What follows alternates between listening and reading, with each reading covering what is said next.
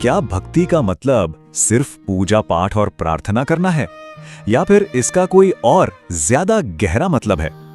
चलिए आज नम्रता की एक पुरानी कहानी सुनते हैं, भक्त की तलवार। ये कहानी सच्ची भक्ति के स्वभाव पर एक ऐसा सबक देती है जो आज भी उतना ही जरूरी है। महाभारत का महान युद्ध खत्म हो चुका था और इसके महानायक अर्जुन को मन ही मन ये लगने लगा था कि शायद वही भगवान के सबसे बड़े भक्त हैं। ये कोई घमंड भरी घोषणा नहीं थी, बल्कि उनके दिल में धीरे धीरे पनपता एक छोटा सा अभिमान था जिसे एक विनम्र सबक की जरूरत थी। हाँ, ये एक योद्धा का बहुत ही सूक्ष्म गौरव था।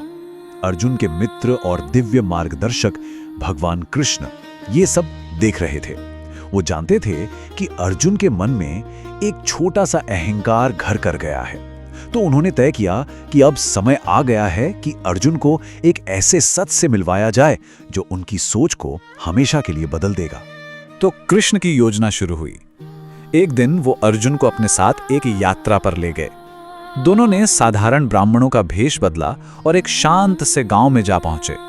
उन्हें जरा भी अंदाजा नहीं था कि वहां उनकी मुलाकात एक ऐसे इंसान से होने वाली थी जो हर तरह से विरोधाभासों से भरा था। तलवार वाला पवित्र व्यक्ति। गांव में उन्होंने जो देखा वो उन्हें हैरान कर गया।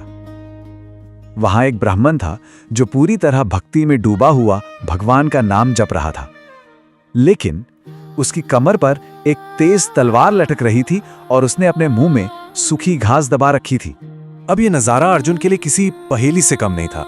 एक तरफ तो भगवान के नाम का जाप जो शांति और भक्ति का प्रतीक है, दूसरी तरफ कमर पर लटकी एक तलवार जो हिंसा का निशान है, और इन सब के ऊपर मुंह में दबी हुई वो सूखी घास। ये एक ऐसा विरोधाभास था जिसे वो महान योद्धा भी नहीं सुलझा पा रहा था। अर्जुन से रहा नहीं गया और उन्होंने सीधे उस ब्राह्मण से पूछ ही लिया, हे विप्र, आप तो अहिंसा और भक्ति के रास्ते पर हैं, तो फिर ये तलवार क्यों? यही वो सवाल था जो कहानी के सारे राज खोलने वाला था। ईश्वर के विरुद्ध 4 अपराध। अब देखिए, उस ब्राह्मण ने शांति से जवाब नहीं दिया, बल्कि उसकी आवाज में तो गुस्सा था। उसने कहा, यह तलवार मैंने 4 अपराधियों को सजा देने के लिए रखी है, मैं बस उन्हीं को ढूंढ रहा हूं। अर्जुन ने हैरान होकर पूछा, कौन है वो 4 अपराधी? ब्राह्मण ने जो नाम बताए वो अर्जुन के लिए एक झटके की तरह थे। पहला, बालक प्रहलाद, एक महान भक्त। दूसरी, रानी द्रौपदी, जिनका सम्मान सब करते थे। तीसरा, गजहाती, जिसकी भक्ति की मिसालें दी जाती थीं। और चौथा, खुद अर्जुन, महान योद्धा। यह सुनकर तो जैसे अर्जुन के पैरों तले जमीनी खिसक गई। अब बात और भी गहरी हो गई। ब्राह्मण को असल में इन महान लोगों से कोई शिकायत नहीं थी। उसका असली दर्द तो इस बात से था कि इन लोगों ने भले ही अनजाने में उसके प्यारे प्रभु को कष्ट पहुंचाया था। ये तो भक्ति का एक ऐसा रूप था जिसे अर्जुन ने पहले कभी नहीं देखा था। ब्राह्मण ने एक एक करके अपना दर्द बयान किया।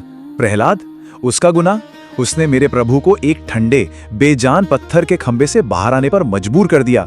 सोचो तो मेरे कोमल प्रभु को कितनी तकलीफ हुई होगी। द्रौपदी, उसने प्रभु को तब पुकारा जब वो खाना खा रहे थे, उन्हें जूठे मुंह भागना पड़ा। गज, उसने तो प्रभु को आराम करते हुए जगा दिया, उन्हें नंगे पांव दौड़ना पड़ा।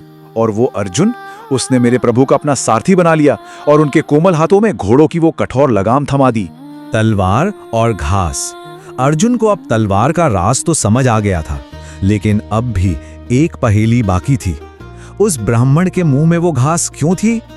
और यहीं पर उस भक्त के दिल का पूरा सच सामने आता है।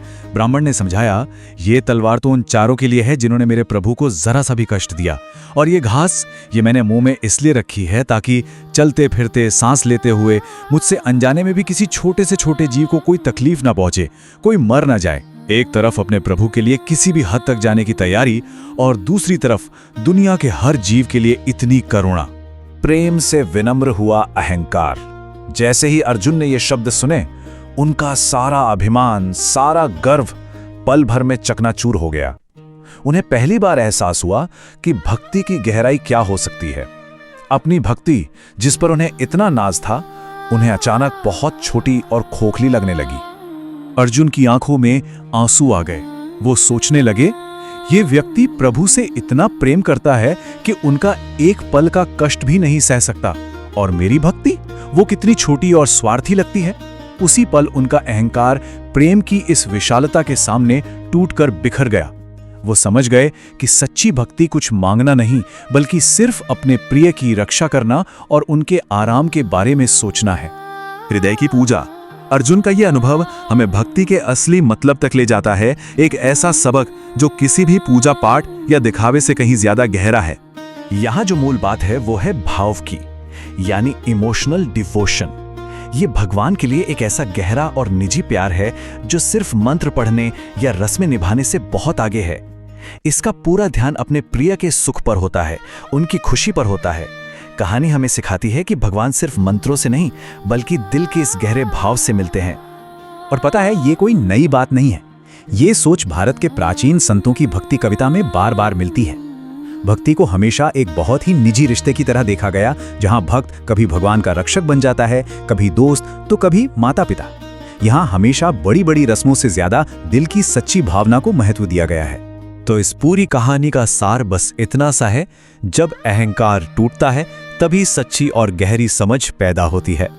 अर्जुन का यह अनुभव हमें भक्ति और जीवन का सबसे बड़ा सबक सिखाता है। ये कहानी हमें रुककर सोचने पर मजबूर करती है। हमारे अपने जीवन में कहाँ हमारा छोटा सा अहंकार हमें किसी बड़े सच को देखने से रोक रहा है? और आखिर में ये सबसे बड़ा सवाल, किसी मान्यता को सिर्फ मानना और उसे सच में दिल से प्यार करने में क्या फर्क है? ये एक ऐसा सवाल है जो प्रेम और विनम्रता के असली मतलब पर सोचने के लिए हमें प्रेरित करता है।